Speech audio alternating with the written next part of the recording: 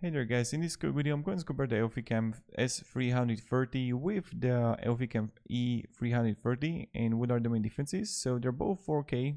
The special features, so the EufyCam easy to install solar panel for forever power, but with the E330 you can have local recording, 24/7 recording, enhanced Wi-Fi.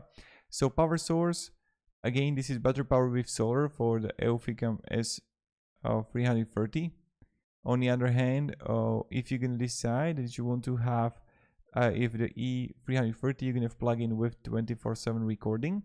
Night vision, so this is better for S330, you can have with Starlight technology. Both are facial recognition, both got voice assistant compatibility. Then local storage, both 1600 gigabytes, both same waterproof. Field of view is better for E330, but not much. And then you're gonna have the same wall mount Wi-Fi, two-way audio.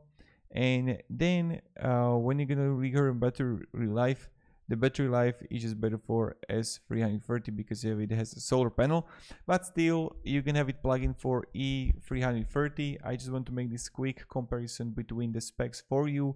I hope it gave you a little bit of value regards this, which one is better. So thank you very much and have a great day and goodbye.